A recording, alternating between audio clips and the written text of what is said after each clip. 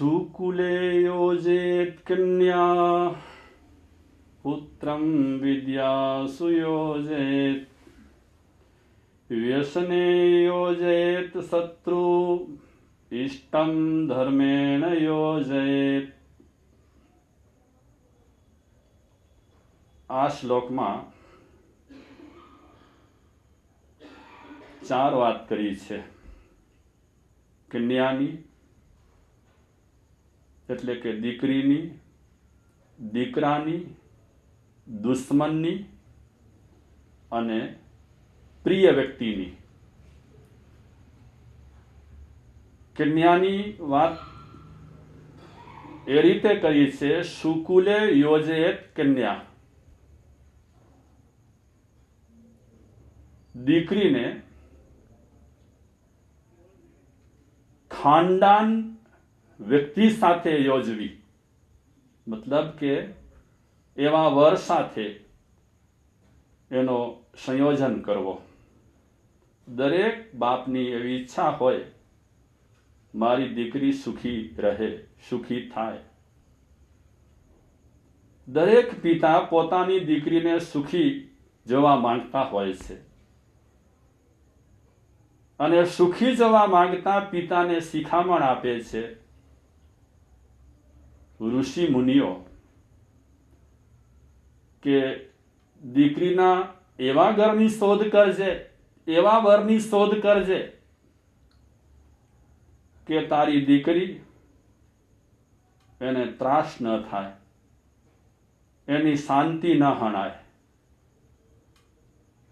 ગુણવાન જોજે, કેવલ ધનવાન ન જોજે. હાઈટ કે વાઇફ તરફ કે પૈસા તરફ કે જોબ તરફ કેવલ તું લક્ષ્ય ન રાખજે. કેટલા રૂપિયા કમાય છે એટલો જ લક્ષ્ય ન રાખતો. તારી દીકરીને તું સુખી કરવા માંગતો હોય તો ખાનદાન વર પસંદ કરજે, ખાનદાન મૂર્તિઓ પસંદ કરજે. કેવલ બહારનો ભભકો દેખી કરી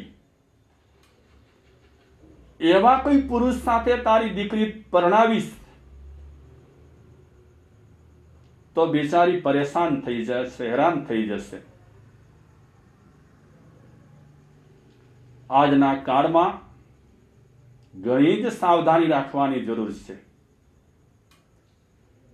કેવલ પૈસા તરફ પણ બહુ લક્ષ્ય રાખવા જેવો નથી.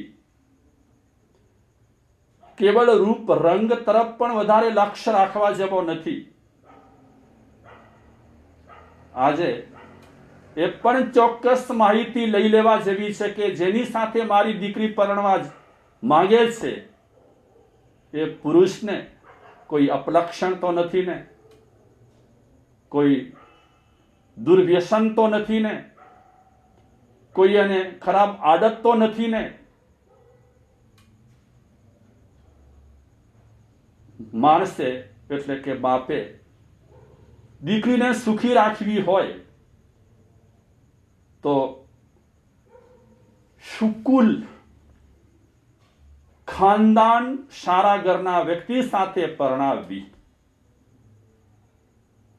અથવા તો ઘણી વખત એવા બનાવો બની રહ્યા છે કે માણસ બહારના ભભકા જોઈ કરી એ ખાનદાન છે કે નહીં, કુળવાન છે કે નહીં, સંસ્કારી છે કે નહીં, વ્યસનવાળો છે કે નિર્વ્યસની છે, આવી કોઈ પણ માહિતી જાણ્યા વિના ઘણી વખત દીકરીઓને પરણાવતા હોય, દીકરીઓની હાલત કફોડી થઈ જતી હોય છે. અને બાપને હંમેશા ફિકર હોય દીકરીની. બાપ દીકરીની બહુ ફિકર કરી અને દીકરી પણ બાપની ફિકર કરતી હોય તો આર્ષ ઋષિઓ ખાસ ભલામણ કરે છે કે તમારી દીકરી હોય તો પરણાવવા માટે બહુ ઉતાવળ ન કરતા. ખોટી રીતે ક્યાં આકર્ષણમાં ખેંચાઈ ન જતા. કારણ કે આજના જમાનામાં પ્રેમ માટે પણ ડંભ બહુ થાય છે. પ્રેમના બારામાં પણ દેખવાના એક હોય, બતાવવાના બીજા હોય, ચાહવાના ત્રીજા હોય. તો આ પરિસ્થિતિમાં માણસે પોતાની દીકરી સુખી રાખવી હોય તો કુલવાન અને સંસ્કારી મૂર્તિઓ પસંદ કરવો જોઈએ. બીજી વાત, પુત્રમ વિદ્યા સુયોજેત. દીકરીને પણ આમ તો ભણતરની જરૂર જ છે, અને એમ કહેવાય છે કે દીકરી જો ભણેલી હોય તો 3 ઘરને તારે. જો કે ભણેલી ન હોય ને સંસ્કારી હોય તો પણ દીકરી 3 ઘરને તારતી હોય છે. પોતાના મા બાપનો ઘર, સાસરે આવી તો એ સાસરાનો ઘર, અને નાના નાના ઘરને પણ ઘણી વખત દીકરી તારતી હોય છે. તો ભણેલી દીકરી 3 ઘર તારે. સંસ્કાર આપવામાં પણ ભણેલી દીકરી હોય તો સંતાનોને સારા સંસ્કાર આપી શકે.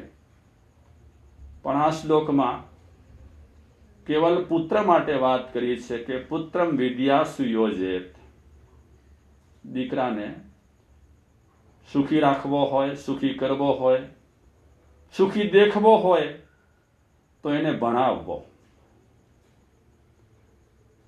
ભણવું એ જરૂરી છે. અને આજના જમાનામાં દીકરાઓને કહેવું પણ પડતું નથી કે ભણતર બહુ આવશ્યક છે. આજે ખુદ દીકરાઓ સમજી ગયા છે કે ભણ્યા વિના છુટકારો નથી. વિદ્યા હશે તો વિદ્યા કામ લાગવાની. વિદ્યા વિના વ્યક્તિ હેરાન થતો હોય છે. આજના ભણતરના યુગમાં આ શ્લોક સમજાવવાની જરૂર નથી પડતી, છતાં પણ ઋષિ મુનિઓ તો કહે છે કે દીકરાને ભણાવજો, પણ એવું ભણાવજો કેવલ ભણતર નહીં, સાથે ગણતર પણ આવે. આજના જમાનામાં મા બાપ પોતાના સંતાનોને ભણાવવા તરફ જેટલો લક્ષ્ય રાખે છે એટલો લક્ષ્ય સંસ્કાર ઘડતર તરફ નથી રાખતા. મા બાપની ફરજ છે કે ભણતરની સાથે સાથે સંતાનોમાં ગણતર વધે એ પણ જરૂરી છે. વર્ષોના વર્ષો ભણવામાં પસાર કરનાર એ વિદ્યાર્થી ખૂબ ભણે પણ એની પાસે જો ગણતર ન હોય, સંસ્કાર ન હોય તો અહીંયાની ભણતર અધૂરી ગણાશે. તો પુત્રને સુખી કરવો હોય તો વિદ્યા એનામાં કેમ વધે, વિદ્યા સાથે એનું જોડાણ કરવા જેવું છે. અને વિદ્યા શા વિદ્યા યા વિમુક્તે. જે વિદ્યા પ્રાપ્ત કરતા કરતા બદીઓ વધે અને વિદ્યા ન કહેવાય. જે વિદ્યા પ્રાપ્ત કરતા કરતા આપણી ખોટી બદીઓ છૂટે, ખોટી આડતો છૂટે, એને વિદ્યા કહેવાય. અને વિદ્યા એ જ ખરેખરી વિદ્યા રહેલી છે કે માણસને દૂષણોમાંથી, દુર્ગુણોમાંથી છોડાવે. વિદ્યાની વાત આવી છે એટલે કહું છું, કેળવણીના 2 પ્રકાર છે. એક અક્ષર જ્ઞાન અને બીજા સંસ્કાર, ગળતર. અક્ષર જ્ઞાનનો વ્યાપ આજે દિવસા દિવસે વધી રહ્યો છે. એટલો વ્યાપ વધી રહ્યો છે, જ્યાં 5-25 યુનિવર્સિટીઓ હતી ત્યાં કને કેટલીય યુનિવર્સિટીઓ આપણને આજે જોવા મળે છે. એટલે અક્ષર જ્ઞાન એનો વ્યાપ ખૂબ વધ્યો છે. પણ એની સામે સંસ્કારોનો જો વ્યાપ વધવો જોઈએ, એ સંસ્કારોનો વ્યાપ આજે ઘટતો જાય છે. એક વિચારક એમ કહે છે, એ વિદ્યા વિદ્યા નથી કે જે વિદ્યા ભણ્યા પછી વ્યક્તિ ઈશ્વરથી દૂર થઈ જાય. વિદ્યા એને કહેવાય કે જે વિદ્યા વ્યક્તિને ઈશ્વરની નજીકમાં લાવે, ઈશ્વરથી દૂર ભગાડે એ વિદ્યા નથી, પણ ઈશ્વરની નજીકમાં લાવે તે વિદ્યા રહેલી છે. તો પુત્રને એવી વિદ્યા આપવી એ પિતાશ્રીની ફરજ રહેલી છે, વડીલોની ફરજ છે. અને આજે વડીલો ઘણા દીકરાઓને ભણાવવા માટે ખૂબ જ પ્રયાસ કરે છે, ખૂબ જ વેઠી કરીને, ખૂબ જ સહન કરીને, પેટે પાટા બાંધીને, પોતે ભૂખ દુઃખ સહન કરીને પણ દીકરાઓને ભણાવવા માટે ખરેખર કમર કસી છે, તનતોડ મહેનત કરે છે. પણ આવી તનતોડ મહેનતની સાથે સાથે દરેક વડીલોને પોતાના સંતાનો સંસ્કારી બને એના માટે પણ કમર કસવી જોઈએ. કારણ કે સંતાનો સંસ્કારી બનશે અને સંસ્કાર મળશે મા બાપ દ્વારા જ. બરાબર આપ સૌ જાણો છો, એક માં સંસ્કારી હોય અને એક બાજુ 100 શિક્ષકો રહેલા હોય. એક સંસ્કારી માં 100 શિક્ષકોની ગરજ સારે છે. એટલે ઘડતર જેટલી ઘડાશે ઘરમાં અને સંતાનોને ઘરમાં જેટલા સારા સંસ્કાર મળશે એટલા સારા સંસ્કાર બીજે ક્યાંય નહીં મળે. તો પુત્રના સુસંસ્કારો માટે અને વિદ્યા માટે વડીલોને ફિકર કરવાની છે અને એનું વિદ્યામાં એ જોડાય એનો પ્રયાસ કરવાનો છે. ત્રીજી વાત, વ્યસને યોજેત શત્રુમ, દુશ્મન એની સામે લડવું ન હોય, એની સામે બીજી કાંઈ મગજમારી ન કરવી હોય, એની સાથે કોઈ બીજી માથાજીક ન કરવી હોય, તો આ શ્લોકમાં કહે છે કે દુશ્મનને તમે વ્યસનમાં જોડી દો. સજા એ સજા છે. તમારે મારપીટ કરવાની જરૂર નહીં પડે, તમને ગાળો આપવાની જરૂર નહીં પડે, તમને બીજી કાંઈ પણ માથાફોડ કરવાની જરૂર નહીં પડે.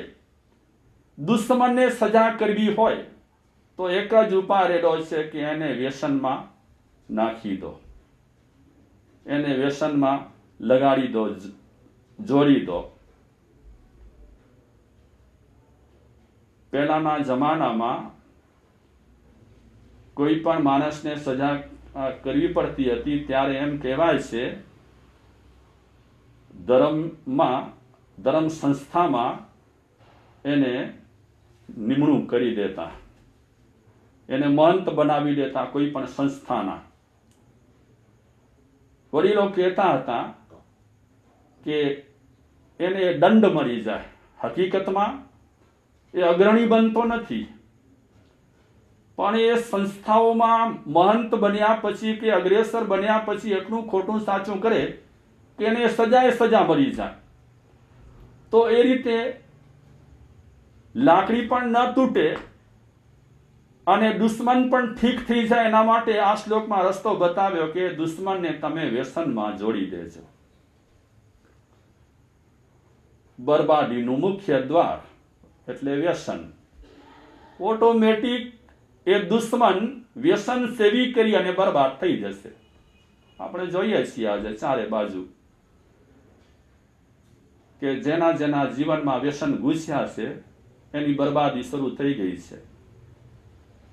ઘર હોય, પરિવાર હોય, ગામ હોય, રાષ્ટ્ર આ વ્યસનમાં ખલાસ થઈ ગયા છે. તો એક દુશ્મનને ખલાસ કરવો વ્યસન માટે તો ડાબા હાથની વાત રહેલી છે. તો દુશ્મનને દંડ કરવો હોય તો સહેલામાં સહેલો અને મીઠો ઉપાય રહેલો છે કે એને વ્યસની બનાવી દો. છેલ્લી વાત, ઇષ્ટમ ધર્મેણ યોજયેત. અને આપણી જે પ્રિય વ્યક્તિ રહેલી હોય, આપણે જેને ચાહતા હોઈએ, જેના પર આપણને બહુ માન હોય, એવી વ્યક્તિને, એવી ઈષ્ટ વ્યક્તિને ધર્મમાં જોડી દેવાની, લીલા લહેર થઈ જાય. આપણી પ્રિય વ્યક્તિ સતક્રમમાં જોડાઈ જાય, સારા કાર્યોમાં જોડાઈ જાય, ધર્મ આચારમાં જોડાઈ જાય, એ સુખી સુખી સુખી રહે. અજર અમર પદ પ્રાપ્ત કરવા માટે એક ધર્મ જ સક્ષમ છે. એ ધર્મ આપણા ઈષ્ટ જે વ્યક્તિ રહેલા છે, આપણે જેને ચાહીએ છીએ, એના જીવનમાં એ ધર્મ પોતાનો અડો જમાવે એવો આપણને પ્રયાસ કરવાનો છે. છેલ્લું એક નાનકડું દ્રષ્ટાંત કહું. એક યુવાનને અમર થવાની ધૂન લાગી. જ્યાં જાય ત્યાં બધાને કે મારે અમર થવું છે. કોઈક સંતો ઉપદેશ આપતા હોય તો ત્યાં એ પહોંચી જાય, રસપૂર્વક ઉપદેશ સાંભળે, અને ઉપદેશ પૂર્ણ થાય એટલે સંત પાસે જઈ કરી અને કહે કે મારે અમર થવાની ધૂન લાગી છે. મેં આ સાધના કરી, મેં ફલાણી સાધના કરી, મેં આ રીતે ધ્યાન ધર્યા, મેં આટલાના ઉપદેશો સાંભળ્યા, મેં આવાના ઉપદેશો સાંભળ્યા, પણ હજી સુધી મને કોઈએ પણ અમર થવાનો રસ્તો નથી બતાવ્યો. ખૂબ એ રખડ્યો, ઘણા સંતોને મળ્યો કે કોઈ સંતે તો સલાહ આપી કે અમર થવામાં મજા નથી, આપણે અમર નથી ને તો સારું છે, મરવાના છીએ એવી આપણને ખબર છે એટલે આપણે પાપ ઓછા કરીએ છીએ. અગર આપણને એવી ખબર પડી જાય કે હું મરવાનો નથી તો આપણે પાપથી ડરીએ નહીં. પાપથી ડરવા માટે મરણ જરૂરી છે. આવી પણ શિખામણો અને વાતો એ યુવકને ઘણા સમજાવતા, પણ બસ એના મગજમાં એક જ ધૂન કે મારે અમર થવું છે. તો એક સંત પાસે એ પહોંચ્યો, પગે લાગીને સંત પાસે બેસીને એને વાત કરી કે આટલો રખડ્યો છું, આટલા ઉપદેશો સાંભળ્યા છે, આટલા ધ્યાન ધર્યા છે, આટલા તીર્થાટન કર્યા છે, પણ હજી સુધી મને કોઈએ પણ અમર થવાનો માર્ગ બતાવ્યો નથી. તમારી પાસે છે કે નહીં? એ સંત મહાત્મા કે છે મારી પાસે છે અમર થવાનો માર્ગ, અને હું બધાને રસ્તા બતાવું, તને પણ રસ્તો બતાવું અમર થવાનો, પણ હું પ્રશ્ન પૂછું એનો જવાબ તારા તરફથી મળે પછી આગળ વધું. તો પેલો યુવાન કે જવાબ આપીશ, આ પ્રશ્ન પૂછો. પેલો પ્રશ્ન, તું હરિશ્ચંદ્રને ઓળખે? કે હા ઓળખું. સત્યવાદી હરિશ્ચંદ્ર ઈ ને? કે હા ઈ. હરિશ્ચંદ્રના સમયમાં એક રૂપાળી સ્ત્રી થઈ ગઈ, એક ધનવાન થઈ ગયો મોટો, અને એક સેનાધિપતિ થઈ ગયો. એના નામ તને ખબર છે? અરે આ તો પ્રશ્ન ગડબડવાળો છે. કે આવું તો મેં ક્યાં વાંચ્યું નથી કે એમના વખતમાં રૂપાળી સ્ત્રી કોણ થઈ ગઈ, સેનાધિપતિ કોણ થઈ ગયા, ધનવાન વિશિષ્ટ ધનવાન કોણ થઈ ગયા, એના નામ મને ખબર નથી. મને તો કેવલ એક સત્યવાદી હરિશ્ચંદ્રનું નામ ખબર છે. મહાત્મા કહે છે, જો ભાઈ, એમના સમયમાં ધનવાન થઈ ગયા હશે પણ અમર નથી થયા. એમના સમયમાં રૂપવાન સ્ત્રીઓ હતી પણ અમર નથી થઈ. એમના સમયમાં સેનાધિપતિ પણ કોઈક સારો બળ ધરાવતો હશે પણ અમર નથી થયો. અમર સેનાથી થયા હરિશ્ચંદ્ર? સત્કર્મથી અમર થયા. જે વ્યક્તિ સત્કર્મ કરે છે તે અમર થાય છે. અમર થવું હોય તો એક જ ઉપાય કે સારા કામ કરતા રહો. ઇષ્ટમ ધર્મેણ યોજયેત. ઇષ્ટ માણસોને ધર્મમાં જોડવા